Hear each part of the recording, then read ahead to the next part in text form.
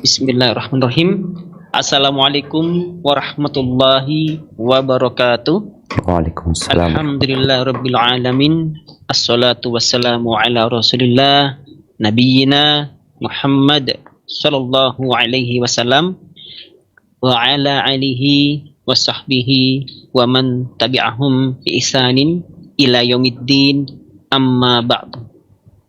Segala puji bagi Allah Subhanahu wa ta'ala, Rabb semesta alam, yang sudah melimpahkan begitu banyak rahmatnya, termasuk juga kesehatan serta waktu luang kepada kita di saat ini, sehingga kita bisa berkumpul di dalam majelis kajian online pada Jumat sore hari ini. Dan tidak lupa kita panjatkan sholawat serta salam kepada Rasulullah Nabi Muhammad Sallallahu Alaihi Wasallam, pada keluarganya, kepada para sahabat, dan kepada semua yang mengikuti jalan beliau Sallallahu. Kami sampaikan syukron jazakumullahu khairan, ahlan wa sahlan kepada semua hadirin atau jamaah yang sudah hadir. Semoga yang lain juga segera menyusul untuk bisa mengikuti kajian ini. Dan kami sampaikan jazakallah kepada Ustadz Dr. Syafiq Riza Basalamah MA Hafizahullah Ta'ala, yang juga telah menyempatkan waktunya, yang sebentar lagi akan memberikan materi kajian pada sore hari yang berbahagia ini. Sebelum mulai, ahsan kita sapa dahulu nih pemateri kita. Assalamualaikum Ustaz. Waalaikumsalam warahmatullahi wabarakatuh. Ahlan wa Gimana sahlan. kabarnya Ustaz? Bikhair wa afiyah. Masa'ul khair. Baik. Gimana kabarnya? Alhamdulillah. Semoga Allah selalu menjaga Ustadz dan keluarga Ustadz, dan juga menjaga kita dan keluarga kita semua yang ada di sini, dan juga semua umat muslim pada umumnya. Amin ya rabbal alamin. Dan selanjutnya untuk tema kajian online saat ini adalah menyambut bulan Sya'ban. Dan untuk teknisnya, waktu penyampaian materi kajian sekitar 30 sampai 45 menit. Dan selanjutnya akan dilanjutkan dengan tanya jawab, yang nantinya akan dipandu oleh Akhi Ervin Arianto. Bisa dengan bicara secara live, namun mohon klik raise hand terlebih dahulu, atau bisa via chat di kolom komentar. Dan kajian insya Allah kami cukupkan pada pukul 17:30 waktu Indonesia bagian Barat. Baik, selanjutnya kami berikan waktu untuk Ustaz Syafiq Hafizahullah Ta'ala untuk menyampaikan materinya. Tafadhol Ustaz. Barakallahu fiik. Alhamdulillah alladzi bi ni'matihi tatimmu shalihat. Segala puji bagi Allah Jalla Jalaluh, yang karena nikmatnya kebaikan menjadi sempurna. Yang karena nikmatnya ketaatan dapat kita laksanakan. Yang karena nikmatnya kita pun bisa sampai ke penghujung hari Jumat ini. Kita bisa hadir menyimak kajian. Walaupun kita tahu yang namanya mengikuti kajian secara online terkadang membuat kita tidak betah untuk fokus dan konsentrasi. Padahal Allah sudah memberikan kemudahan. Engkau tidak perlu meninggalkan tempatmu. Engkau tidak perlu mengeluarkan ongkos untuk bensin. Engkau tidak perlu berlelah-lelah untuk PP ke tempat kajian dan pulang menuju ke rumahmu. Tapi ternyata kemudahan bukan menciptakan kekuatan. Kemudahan membuat sebagian kita semakin lemah. Kemudahan membuat sebagian kita menjadi jauh dari kesuksesan. Semoga Allah menyempurnakan nikmatnya untuk kita semua, agar kita bisa bersanding bersama para nabi, bersama para syuhada, bersama para siddiqin, bersama orang-orang yang diridhai Allah Azza wa Jalla. Allahumma salli wa sallim ala abdika wa rasulika sayyidina wa maulana Muhammadin wa ala alihi wa ashabihi ajma'in. Ya Allah, semoga salawat dan salam, berkah dan nikmat senantiasa Engkau curahkan untuk hamba kekasih-Mu, untuk baginda Nabi kita Muhammad alaihi salatu wassalam, untuk keluarga beliau, untuk istri-istri beliau, untuk putra-putri beliau, dan untuk seluruh sahabat Nabi. Semoga Allah meridhai kita bersama mereka. Amma ba'd. Allahumma balighna Ramadan. Ya Allah, sampaikan kami ke bulan Ramadan. Ya Allah, selamatkan kami untuk bisa hadir di bulan Ramadan dan selamatkan Ramadan buat kami. Ahibati fillah, tanggal berapa hari ini? Sebagian dari umat Islam di berbagai penjuru dunia masih berefuria dengan tahun baru. Kita masuk tahun 2025. Kita masih di awal bulan, di penghujung bulan Januari tahun 2025. Sadarkah engkau, sebagai seorang muslim, engkau adalah insan yang spesial? Kenapa? Karena engkau tahu kenapa engkau diciptakan. Karena engkau juga tahu apa yang diturunkan oleh penciptamu.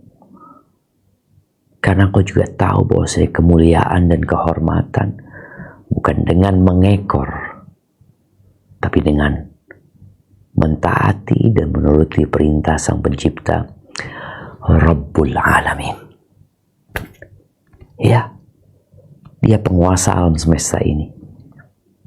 Dia pemilik jagat raya ini. Tidak ada satupun daun yang jatuh kecuali dengan izinnya. Tidak ada satupun debu yang berterbangan kecuali dengan izinnya. Tidak ada satupun biji yang tertanam di dalam tanah yang tumbuh kecuali dengan izin. Maka ahibati fillah, mengajak semuanya untuk menjadi muslim yang kafah. Karena Allah mengatakan, ya ayyuhalladzina amanu dkhulu fis silmi kafah. Wahai orang-orang beriman, masuklah kalian ke dalam Islam secara kafah. Ya, dimanapun teman-teman di Nestle umpamanya, ketika kerjanya setengah-setengah di perusahaan tersebut, di perusahaan mana-mana saja, ketika dia nggak seutuhnya bekerja, maka dia nggak akan benar-benar bekerja. Hati dia ada di tempat lain. Pikiran dia ya ada di lembah yang berbeda, ada di perusahaan yang berbeda. Maka Islam memerintahkan kita untuk masuk ke dalam agama ini secara kafah. Tapi sebagai contoh, kita akan baca firman Allah di surat At-Taubah ayat 36. Nah, silakan dibaca. Bismillah. Inna iddatash syuhuri 'indallahi 12 syahran fi kitabillahi yawma khalaqas samawati wal arda minha arba'atul hurum dzalika ad-dinul qayyim fala tadlimu fihinna anfusakum wa qatilul musyrikina kaffatan kama yuqatilunakum kaffah wa'lamu annallaha ma'al muttaqin. Sesungguhnya bilangan bulan pada sisi Allah ialah 12 bulan dalam ketetapan Allah di waktu Dia menciptakan langit dan bumi, di antaranya 4 bulan haram. Itulah ketetapan agama yang lurus, maka janganlah kamu menganiaya diri kamu dalam bulan yang 4 itu. Dan perangilah kaum musyrikin itu semuanya, sebagaimana mereka pun memerangi kamu semuanya. Dan ketahuilah bahwasanya Allah beserta orang-orang yang bertakwa. Barakallahu fiik. Ada apa dengan ayat ini? Ayat yang mungkin sebagian kita sering membacanya ketika dia menghatamkan Al-Quran. Dia akan melewati ayat ini. Ini sebuah pernyataan, sebuah pengumuman kepada seluruh makhluk bahwa Allah SWT sudah menetapkan 12 bulan pada hari penciptaan langit dan bumi. Itu ada dalam ketetapan Allah, ada tercatat di Lauhul Mahfuz 12 bulan.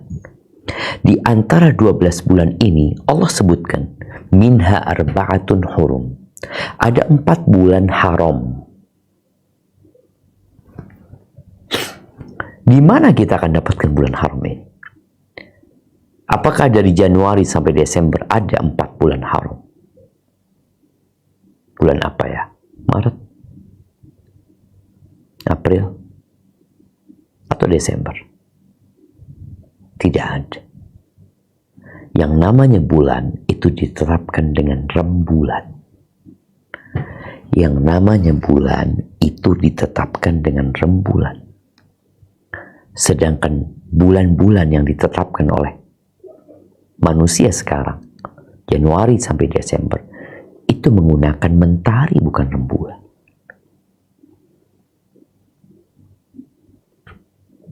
Makanya nggak ketemu.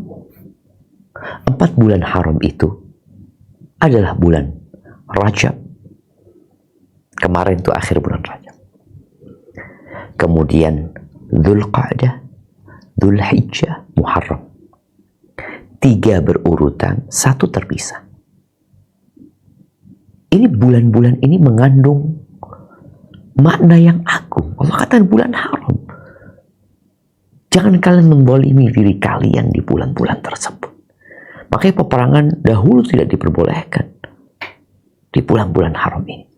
Bahkan orang-orang musyrikin di kota Mekah yang mereka belum terpengaruh dengan budaya-budaya luar sana, kecuali budaya kesyirikan mereka itu sendiri, mereka masih menghargai bulan-bulan ini. Kita nih yang sudah muslim,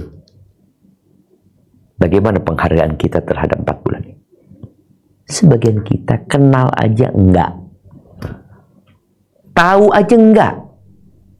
Gimana dia akan memberikan penghormatan dan penghargaan? Kenal aja enggak? Coba sebutin 12 bulan yang ditetapkan Allah Azza wa Jalla. Muharram, Safar, Rabiul Awal, Rabiul Akhir. Rabiul Awal, Rabiul Akhir. Jumadil Awal, Jumadil Akhir.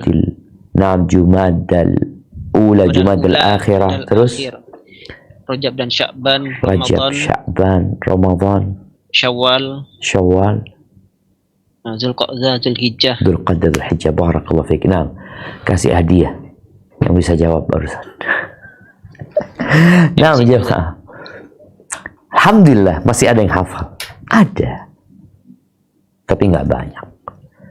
Dan alhamdulillah Anda melihat anak-anak TK kadang-kala lebih pintar daripada bapak dan emaknya. Dia hafal yang tidak dihafal orang tuanya. Dia mengetahui yang tidak diketahui orang tuanya. Maka ahibati fillah, kita sekarang masuk ke bulan Sya'ban. Yang pergantian bulan dalam agama kita ini bisa dilihat oleh kebanyakan orang. Kenapa? Karena tinggal lihat dia hilal. Malam ini nih, antum mungkin akan melihat hilal di ufuk barat sana. Muncul hilal. Oh, malam tanggal 2 sudah. Atau malam tanggal 3 nantinya. Terus seperti itu. Dan ada, ini bukan bulan sabit ya. Jadi yang dilihat itu bulan sabit. Yang ditampilkan bulan purnama ya. Jadi bulan sabit.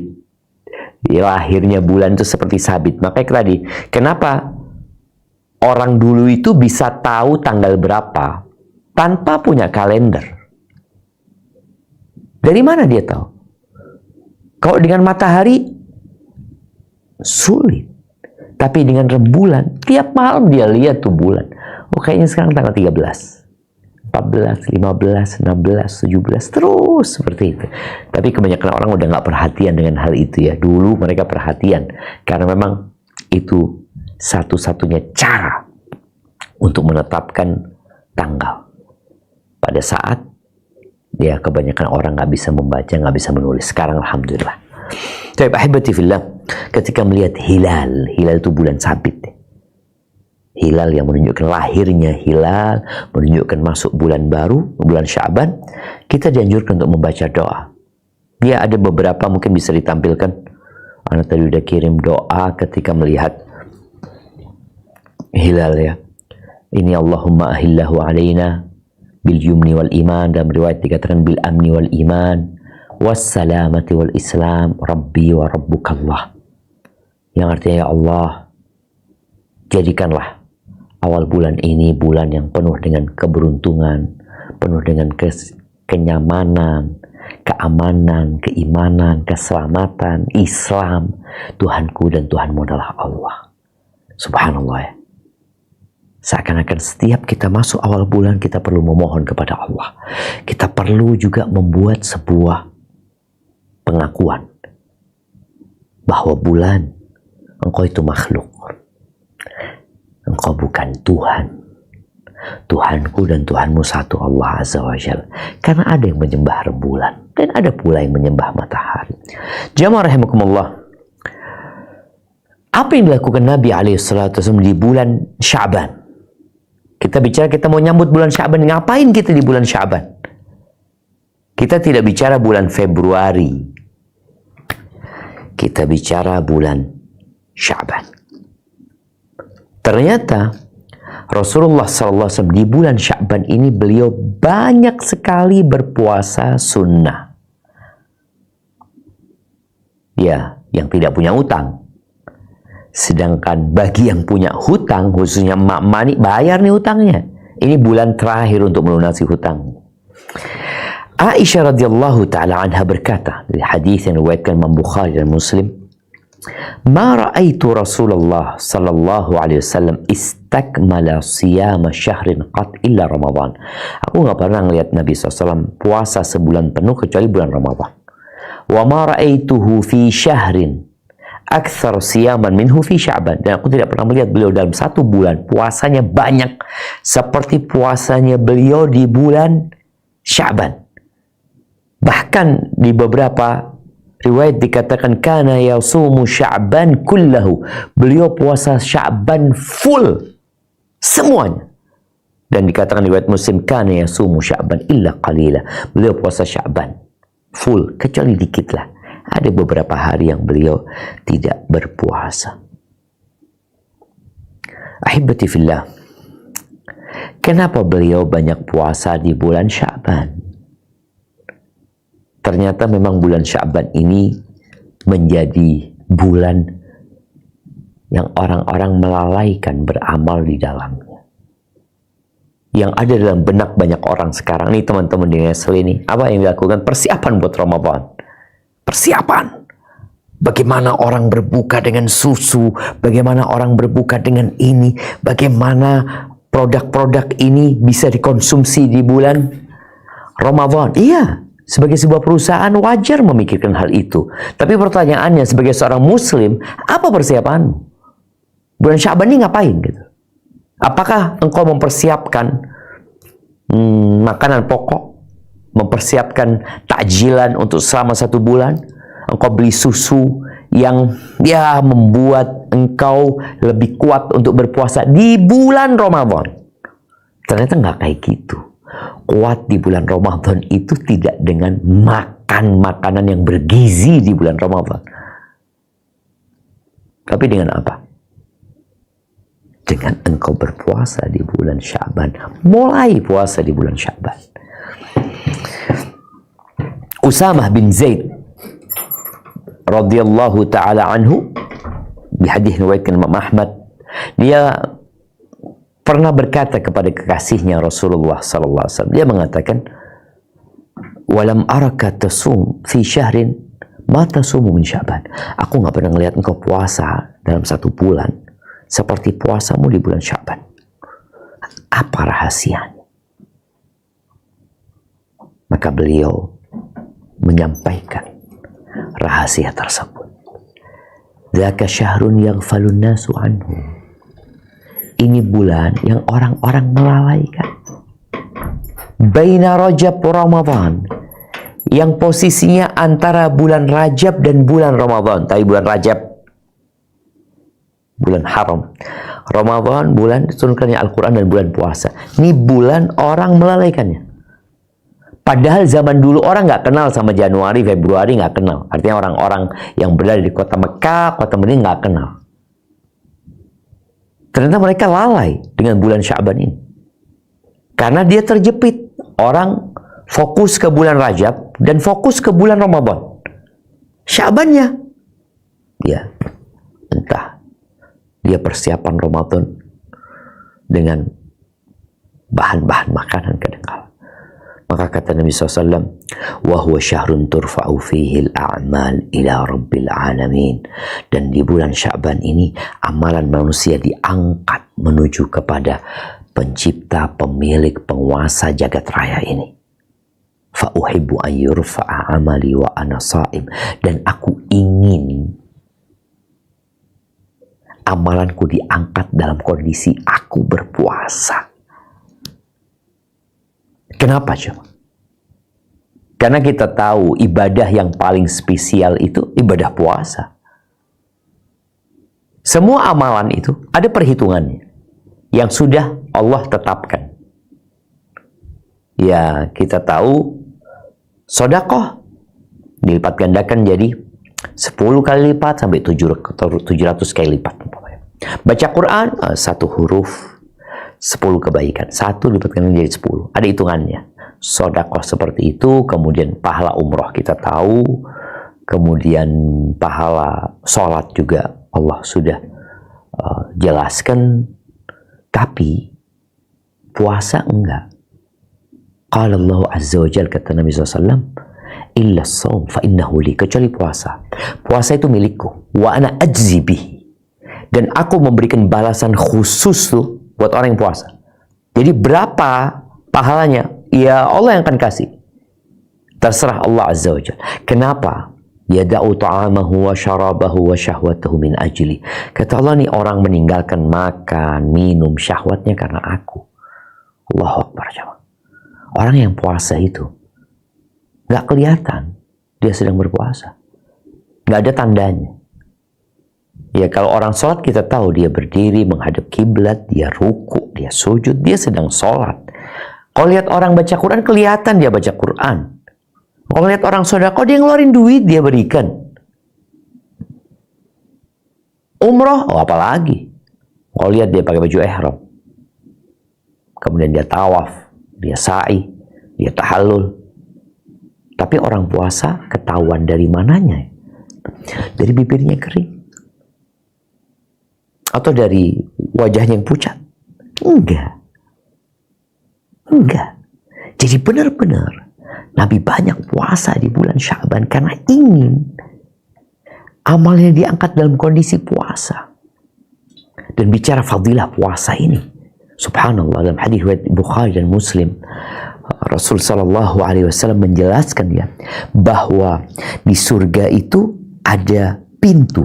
Inna fil jannati baban. Ada pintu yang namanya Ar-Rayyan. Yadkhulu minhu as-saimun yaumal qiyamah. Pada hari kiamat orang-orang yang rajin puasa. Ingat, bukan puasa Ramadan ya. Puasa Ramadan semua umat Islam berpuasa.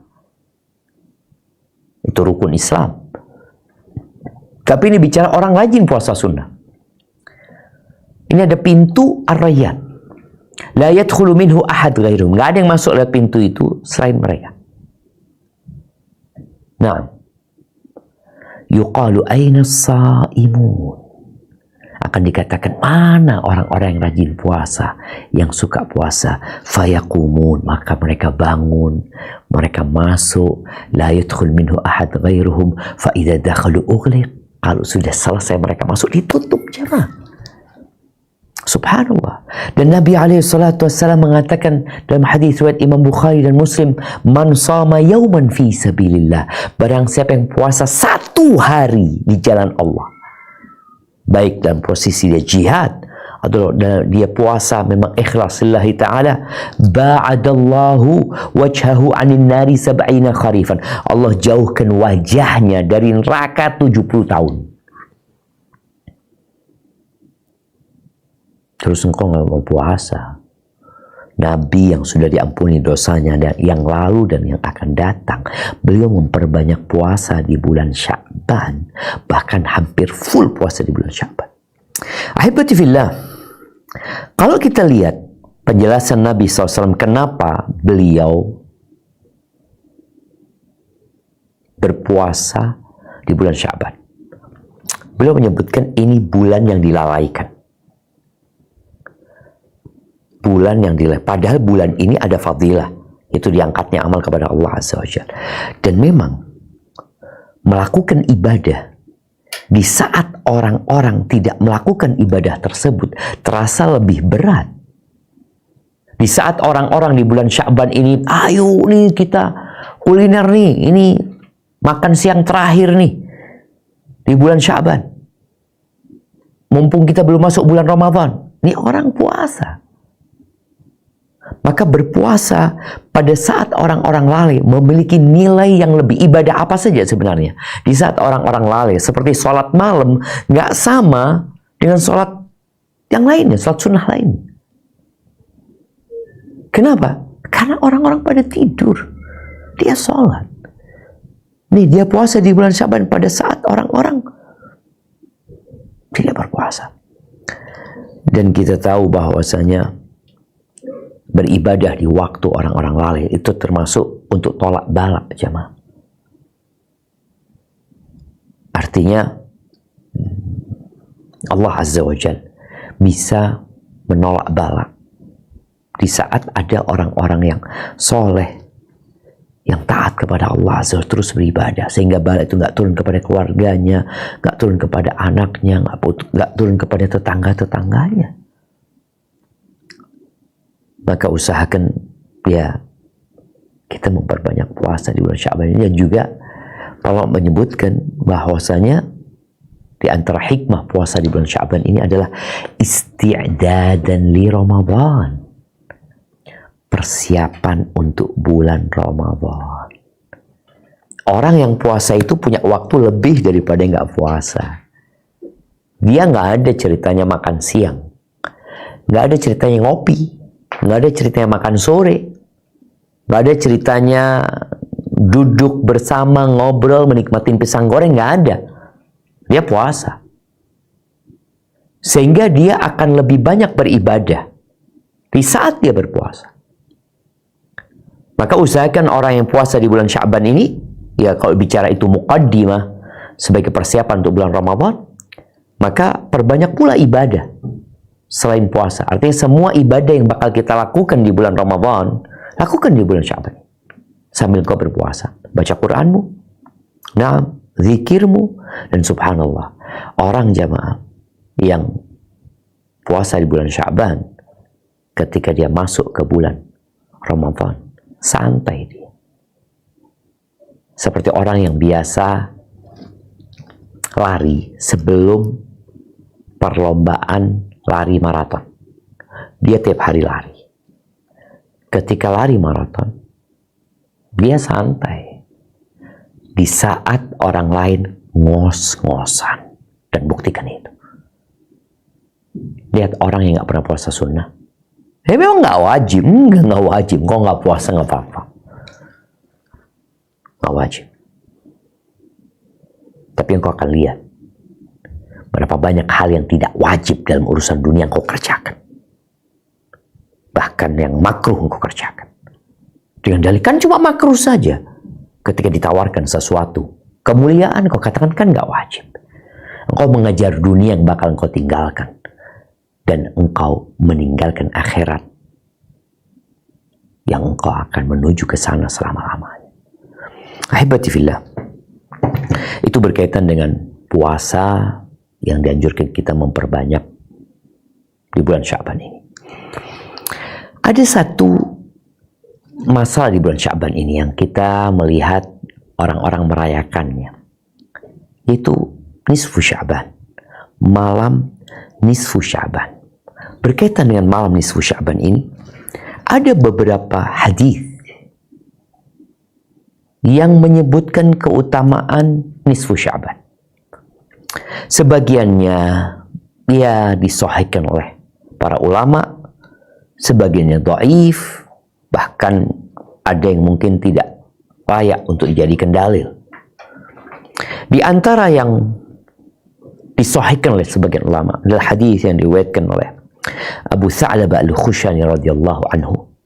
Dia berkata, qala Rasulullah SAW, "Idza kana lailatul nisfi min Sya'ban," apabila malam nisfu Sya'ban, ittala Allah ila khalqih, Allah memandang, memperhatikan hamba-hambanya, fayaghfiru lil mu'minin, Allah ampuni orang-orang yang beriman, wa yumli lil kafirin, dan orang-orang kafir tidak diampuni, ditunda kecuali mereka masuk Islam dan beriman, wa yadau ahlal hiqdi bihiqdihim hatta yada'u.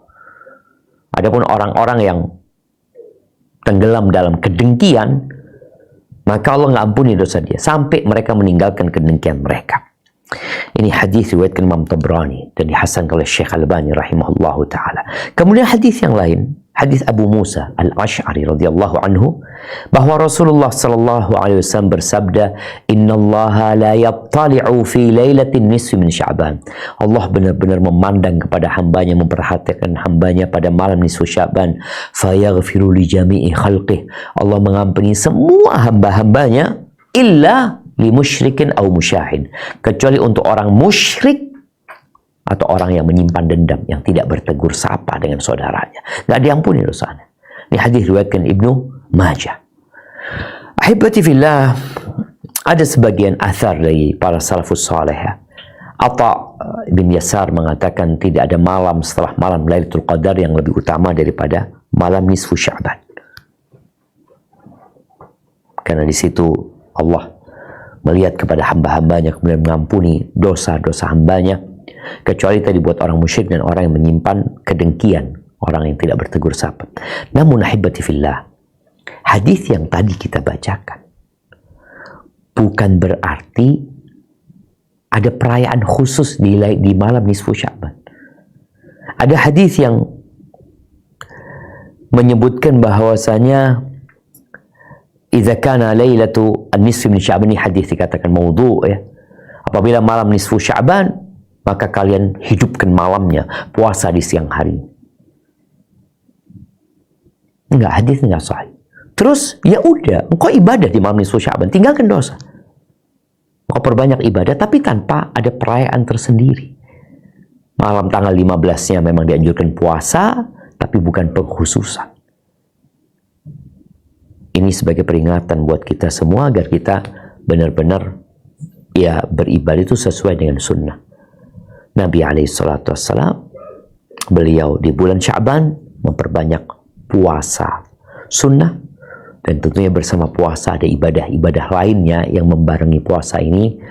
Adapun di malam nisfu Sya'ban, ya silahkan orang yang mau beribadah tanpa mengkhususkan dengan ibadah tertentu, jamaah.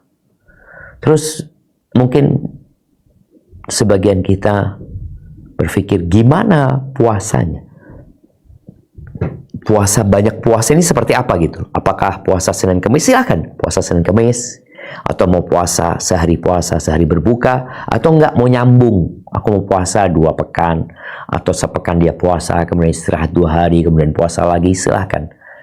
Puasanya bebas, karena disebutkan dalam hadis Aisyah radhiyallahu anha, Nabi puasa hampir full, artinya nyambung puasanya beliau alaihi salatu wassalam. Taib, itu yang dapat Anda sampaikan. Mungkin kita masuk ke sesi tanya jawab. Anda kembalikan ke moderator. Jazakumullah khair. Alhamdulillah. Untuk selanjutnya saja tanya jawab bisa dipandu oleh Akhi Ervin Arianto. Tafadhol. Baik, terima kasih. Bismillah, ada 6 pertanyaan, beberapa juga sudah terjawab. Yang pertama dari rekan Bambang. Assalamualaikum, izin bertanya, kalau menjalani puasa Daud, berapa hari menjelang Ramadan untuk berhenti ya? Apakah 2 hari menjelang Ramadan atau ketika sudah masuk nifsu Sa'ban? Masya Allah, barakallahu fiik. Nah, ahibati fillah. Ya, ini pertanyaan berkaitan dengan adanya pendapat bahwa puasa setelah nisfu Sya'ban itu makruh. Ada hadisnya, Anda bacakan. Anda tadi tidak bahas itu karena memang terbetik di hati Anda, akan ada yang menanyakan hal itu nantinya. Ini hadis riwayatkan Imam Ahmad, Abu Daud, Tirmidzi. Bunyi hadisnya, "Idzan tasafa Sya'ban fala tasumu hatta yakuna Ramadan." Apabila masuk nisfu Sya'ban, pertengahan Sya'ban, kalian jangan puasa sampai Ramadan. Jadi seakan-akan puasa Sya'ban itu sampai nisfu Sya'ban aja. Hadis ini diperselisihkan oleh para ulama. Ada sebagian ulama yang mensahihkan dan jumhur ulama tidak mensahihkan hadis ini. Kenapa? Karena terbukti Nabi SAW puasa sampai hampir full di bulan Sya'ban. Juga ada hadis yang mengatakan kalian jangan berpuasa sehari atau 2 hari sebelum Ramadan, kecuali orang yang biasa puasa. Ya udah puasa sunnah. Jadi kita nggak sengaja gitu loh, Anda mau puasa sehari sebelum Ramadan, ya enggak, kok perbanyak puasa sunnah. Jadi kalau orang sudah biasa puasa sunnah, puasa Senin Kemis atau puasa Senin Kemis, kemudian sampai tanggal 29 Sya'ban ternyata hari Kemis, boleh dia puasa? Puasa nggak apa-apa. Memang dia biasa puasa Senin Kemis. Atau dia memang puasa Daud. Atau dari awal dia memang niat puasa 2 hari puasa, sehari berbuka umpamanya. Dan waktu puasa ternyata sehari sebelum Ramadan. Nggak apa-apa. Karena memang jumhur ulama berpendapat hadis-hadis yang menjelaskan puasanya Nabi SAW dan ucapan Nabi SAW berkaitan dengan setelah nisfu Sya'ban itu menunjukkan diperbolehkannya puasa di sana.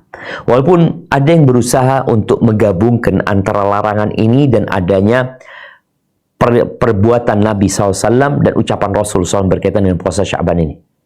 Akhirnya mereka mengatakan ya, yang biasa puasa sebelum nisfu Sya'ban ya silahkan dilanjutkan gitu. Tapi kalau orang ini baru mulai puasa, nanti aku mau puasa tanggal 15 Sya'ban, ya boleh. Tapi dia nggak puasa sebelumnya Ustaz. Tanggal 1, 2, 3, 4, 5, 6, 7, 8, 9, 10, 11, 12, 13, 14 nggak puasa. Baru 15 dia mau puasa umpamanya. Boleh nggak dia? Sebagian mengatakan ya kalau dia baru mulai setelah nisfu Sya'ban nggak boleh, makruh lah. Tapi insya Allah pendapat yang lebih kuat nggak, dia tetap boleh berpuasa kalau memang dia udah niat berpuasa dan dia sudah biasakan puasa itu di bulan Sya'ban. Tafadhol. Ada orang mungkin, ya Allah Ustaz, Anda nggak sempat puasa. Ini tanggal 17 Sya'ban, Anda mau puasa sunnah ya, boleh nggak? Boleh insya Allah. Hadza wallahu a'lam bissawab. Jazakallahu khairan Ustaz untuk jawabannya. Selanjutnya dari Akhi Lambang. Bismillah, tanya Ustaz, untuk istri yang baru hamil seumuran 1,5 bulan, apakah diwajibkan untuk berpuasa? Yang dialami saat ini adalah terkadang mual. Syukron. Jazakallahu khairan. Barakallahu fiik. Nah, ahibati fillah, berkaitan dengan wanita hamil, apakah dia wajib berpuasa? Apabila dia sehat dan mampu berpuasa, maka hendaklah dia berpuasa. Jadi puasa ini wajib buat yang baligh, yang akil, yang sehat, yang tidak musafir. Itu wajib dia berpuasa. Tapi kalau dia umpamanya nggak mampu, karena bicara orang hamil, kondisi orang hamil itu berbeda-beda ya. Subhanallah jemaah ya. Ya, Ada wanita hamil yang tadi lemes ya. Karena terkadang masalahnya fisiknya nggak dilatih. Jamaah, tubuh kita ini titipan dari Allah. Tubuh kita ini kendaraan menuju kepada Allah Azza wa Jalla. Maka orang yang kendaraannya nggak dirawat dengan baik, ya kalau kita lihat kita punya motor yang mengantarkan kita tiap hari ke tempat kerja kita, ini ke Nestle. Tiap hari diantarkan ke sana. Tapi kita nggak pernah merawat tuh motor, nggak pernah mandiin, nggak pernah ganti oli. Ya motor itu akan rusak gitu. Begitu pula dengan orang yang tidak menjaga fisiknya. Seperti seorang tadi dikatakan wanita nggak pernah olahraga, nggak pernah puasa sunnah, nggak pernah menjaga itu kendaraan. Ketika masuk waktu puasa, ya berat banget buat dia. Sekarang ada beberapa video ya yang membandingkan antara orang-orang yang rajin berolahraga dan orang-orang yang tidak rajin berolahraga. Orang yang rajin berolahraga dalam kondisi hamil, perutnya besar, dia tetap bisa beraktivitas. Dia bisa lari, nggak ada masalah. Tapi orang yang tidak biasa berolahraga, ya mau bangun aja butuh bantuan orang dia, jamaah. Maka apabila tadi kondisi wanita hamil ini sehat, mampu berpuasa, dia berpuasa.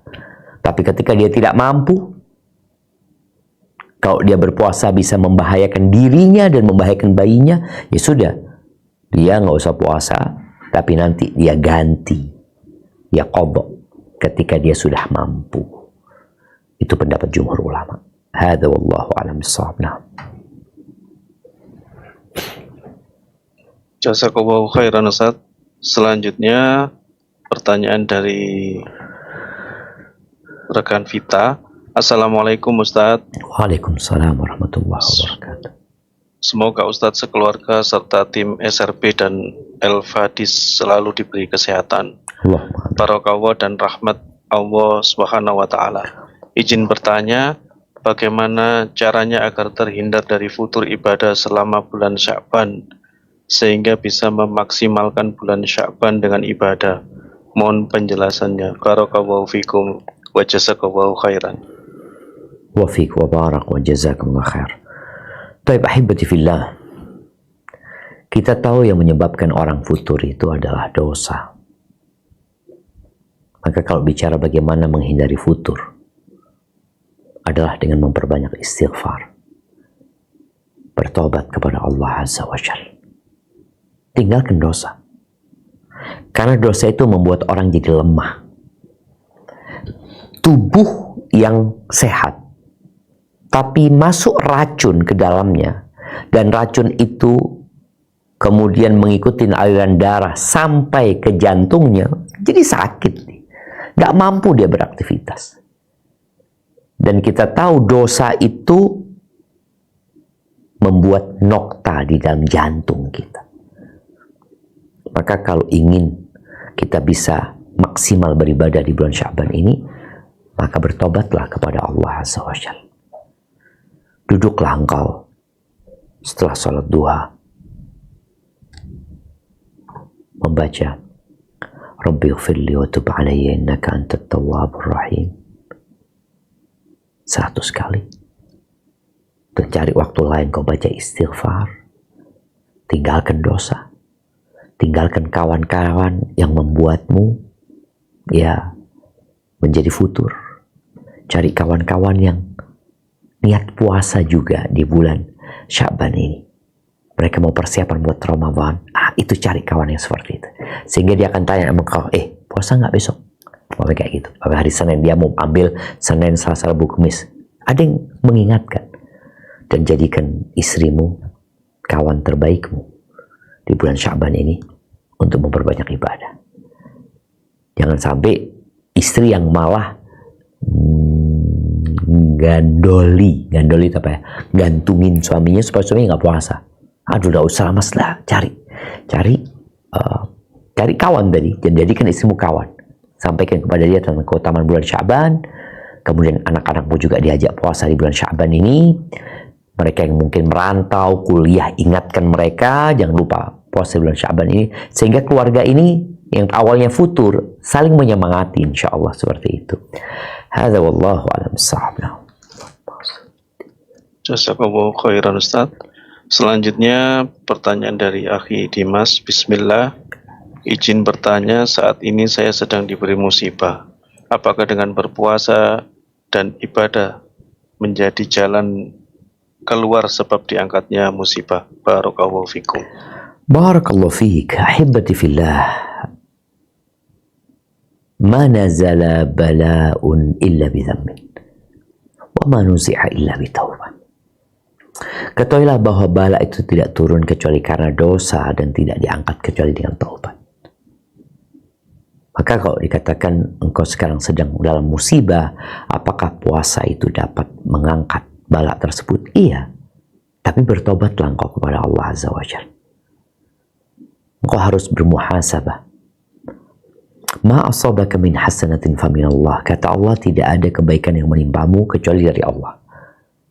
Wa ma asabaka min sayyi'atin famin nafsi. Tapi keburukan yang menimpamu dari dirimu sendiri. Maka dengan bermuhasabah seorang ini, apa yang perlu dia hitung? Yang perlu dia hitung pertama, banyaknya nikmat Allah kepadamu. Nah, dengan puasa mungkin kau bisa lebih fokus menghitung nikmat Allah. Dan kau tidak akan bisa. Tapi banyak orang hidup menderita disebabkan dia lupa dengan nikmat yang Allah berikan. Contohnya ya, ada orang yang jempol kakinya diamputasi. Jempol kakinya doang. Semoga Allah jaga jempol kaki kita semuanya. Jempol kakinya doang.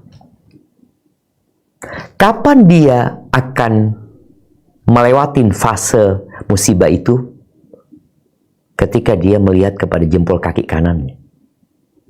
Ketika dia melihat kepada jari-jari di sebelah jempol yang diamputasi. Dia akan lihat, ya Allah, alhamdulillah, masih ada 4, ya Allah. Alhamdulillah. Dia lihat, ya Allah, alhamdulillah, ya Allah. Yang kanan masih lengkap, ya Allah. Tapi kebanyakan orang lihat kepada jempol yang dipotong. Iya, anak ini, anak ini, anak itu. Banyak nikmat Allah. Jemaah, kita punya 2 mata. Yang kalau diganti sama jet pribadi, engkau nggak mau. Mau kedua mata engkau jadi orang buta tapi punya jet pribadi. Enggak lah. Berarti 2 matamu lebih mahal daripada jet pribadi tadi. Engkau punya ginjal yang sehat. Mau diganti sama motor ginjalmu? Enggak lah. Engkau punya kedua kaki, kedua tangan. Maka agar engkau bisa melewatin, bermuhasabah tadi kita sebutkan, kau merasa sedang ada musibah, udah lihatlah kepada nikmat Allah banyak. Oke, ada musibah, tapi gimana aku keluar dari musibah ini? Ini karena dosa-dosaku, aku bertobat ya. Allah kasih haitsu ma kunta, bertakwalah kepada Allah dimanapun kau berada. Wa atbi sayyi'atal hasanata huwa. Dan ikutin amalan yang dicintain Allah Azza wa Jalla. Bismillah, Ustadz Afwan bertanya, jika saya sudah beberapa kali umroh namun belum haji, karena ingin mengajak anak usia 5 tahun untuk haji, di mana yang bisa ajak anak di bawah umur hanya ada di haji furoda. Sembari nabung untuk haji furoda sampai terkumpul, apakah boleh saya dan keluarga tetap melakukan umroh? Syukran. Masya Allah, barakallahu fiik. Nah, mahibati fillah, sebuah fenomena yang menyenangkan ya, kita melihat orang-orang berangkat umroh, berangkat haji, banyak ya, bahkan dari banyaknya jemaah itu membuat kredit kondisi kota Mekah dan kota Madinah. Dan ini hal yang menyenangkan sekali sebenarnya. Dan semoga Allah menjadikan kita orang-orang yang ikhlas beramal. Tapi berkaitan dengan pertanyaan yang baru saja dibacakan, kalau bicara boleh saja. Boleh saja.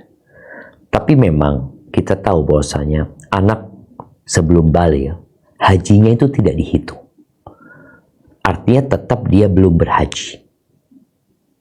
Yang akan dapat pahala bapak sama ibunya, betul. Kalau mungkin yang mereka memang tetap anak mau saat ngajarin anak berangkat haji, nggak apa-apa, karena ada orang tua juga yang melakukan ibadah, kayaknya anak nggak bisa tinggal anak, Ustaz.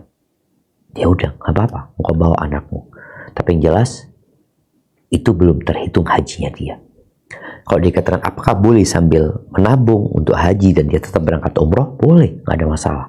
Karena dia bukan nggak mau berangkat haji, tapi dia sedang menabung, menyicil untuk berangkat haji.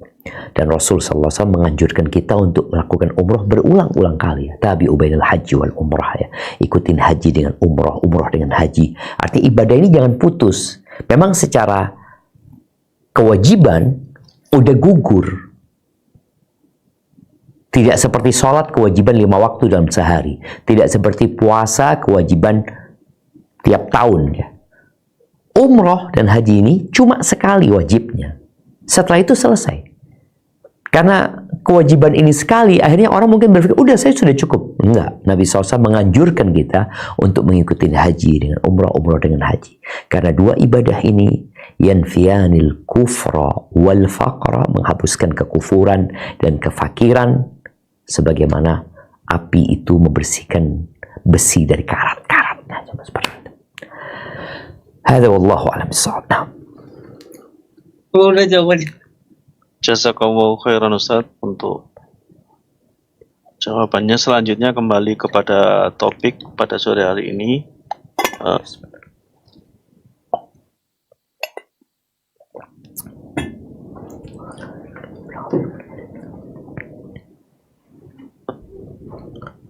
Selanjutnya kembali lagi ke pertanyaan yang sesuai dengan topik pada sore hari ini. Assalamualaikum warahmatullahi wabarakatuh, Ustadz. Waalaikumsalam warahmatullahi wabarakatuh. Semoga Ustadz beserta tim selalu diberikan keberkahan dan kesehatan. Amin. Afwan, Ustadz mau menanyakan terkait puasa di bulan Sya'ban. Apakah ada amalan lain selain puasa yang fadilahnya cukup besar di bulan Sya'ban? Karena pekerjaan kebanyakan di lapangan atau tidak di kantor. Banyak sekali doa-doa yang tersebar, salah satunya doa-doa di malam nisfu Sya'ban. Apakah memang ada doa khusus di bulan Sya'ban, Ustaz? Barakallahu fikum wa jazakallahu khairan. Masya Allah, wa fikum wa barak. Nah, mahibati fillah. Pertanyaan ini mewakili banyak orang. Karena memang al-ilmu qabla al-qawli wal amal. Seorang itu hendaklah berilmu terlebih dahulu sebelum dia berucap dan beramal. Kalau berkaitan dengan amalan khusus di bulan Sya'ban, nggak ada. Memperbanyak puasa dan ibadah-ibadah lainnya. Adakah amalan khusus di malam nisfu Sya'ban? Memang ada beberapa ungkapan para ulama, ya, yang mereka mengamalkan amalan khusus di nisfu Sya'ban ini. Tapi ternyata tadi hadis-hadisnya nggak sahih. Dan Nabi SAW tidak membuat acara tersendiri di malam nisfu Sya'ban. Kalaupun keutamaan tadi disebutkan, malam itu malam pengampunan gitu loh. Jadi kita bersyukur dengan adanya malam ini. Terus apa yang kita lakukan? Ya udah, engkau beribadah seperti yang kau biasa lakukan. Yang sholat malam, ya, yang baca Quran, ya. Adapun doa-doa khusus sepanjang yang ana pelajari, ana tidak mendapatkan hadis yang sahih yang berkaitan dengan doa khusus buat nisfu Sya'ban, ya. Ada sebagian orang yang menjadikan nisfu Sya'ban ini seperti Lailatul Qadar. Beranggapan bahwasanya malam itu malam penentuan takdir. Enggak, malam penentuan takdir itu bukan nisfu Sya'ban. Tapi Lailatul Qadar, dan itu lebih baik dari 1000 bulan. Tapi hadis-hadis yang tadi disebutkan berkaitan nisfu Sya'ban menunjukkan ya ini malam ini ada kemuliaan. Allah mengampuni orang-orang pada malam tersebut gitu. Jadi kalau bicara ada doa khusus atau ibadah khusus atau sholat khusus, enggak. Terus gimana dengan orang-orang yang tidak mampu untuk puasa disebabkan dia kerja di lapangan? Tadi Anda contohkan. Ada wanita hamil yang terbiasa berolahraga. Maka di saat dia hamil, dia bisa lari. Dia bisa lompat. Tapi ada orang yang gak terbiasa. Sehingga dia mau berdiri aja capek. Nah, buat teman-teman yang di lapangan, seakan-akan dia mengatakan, aku nggak mampu, Ustaz. Nggak bisa, Anda kerjanya di luar. Di masa Nabi SAW, sebagian sahabat dalam peperangan puasa. Jadi sebelum engkau memutuskan nggak mampu, tolong kau coba, engkau niatkan. Iya, hari pertama berat, betul. Hari kedua, iya berat. Boleh jadi kelima, keenam, ketujuh. Engkau udah biasa gitu loh. Sejujurnya kalau kita lihat ya, puasa itu kalau mau dipikir-pikir, ya cuma nunda sarapan sama nunda. Memajukan sarapan dengan menunda makan siang. Itu aja. Maka buat teman-teman yang di lapangan, hendaklah mengkonsumsi. Ketika sahur itu dia mengkonsumsi makanan yang bergizi, kemudian minum vitamin atau apa. Sehingga tolong dicoba. Kalau dikatakan persiapan untuk Ramadan, ya tetap harus mempersiapkan diri, berlatih. Selain amalan itu, ya banyak. Kau bisa baca Quran, kau bisa memberi buka orang yang puasa, kau bisa bersedekah, ya. Zikir dan doa tentunya amalan yang paling ringan untuk diamalkan. Maka ingat, bulan ini bulan diangkatnya amalan. Hadza wallahu a'lam bissawab. Jazakallahu khairan Ustaz. Selanjutnya mungkin ini pertanyaan terakhir. Bismillah, Afwan, ada titipan pertanyaan. Ini pertanyaannya di luar topik ya Ustaz ya. Bagaimana sikap kita jika umur sudah cukup untuk menikah dan merupakan anak perempuan satu-satunya di keluarga dan sebagai tulang punggung keluarga? Namun saat diri ingin ikut ta'aruf, ibu selalu melarang dan selalu bilang nanti jika jodohnya akan datang sendiri. Padahal segala sesuatu itu harus ada usahanya, di mana kadang-kadang sikap ibu ke anak perempuan lebih tegas dibanding terhadap anak laki-laki. Barakallahu fiik. Iya, ahibati fillah. Berkaitan dengan anak perempuan yang jadi tulang punggung keluarga. Jadi kadangkala orang tua khawatir. Orang tua takut.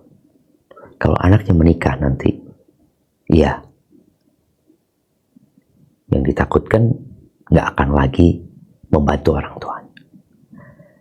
Maka kekhawatiran itu harus engkau tepis. Engkau ikut ta'aruf nggak harus izin sama orang tua, dengan harapan nanti ada ikhwan yang datang. Kalau memang tadi kata umurmu sudah cukup untuk menikah, sejatinya itu tugas orang tua untuk menikahkan anaknya ketika sampai umurnya. Tapi kalau orang tua nggak mau, tadi bahasanya udah biar nunggu aja. Baik, nggak ada masalah orang tua nunggu.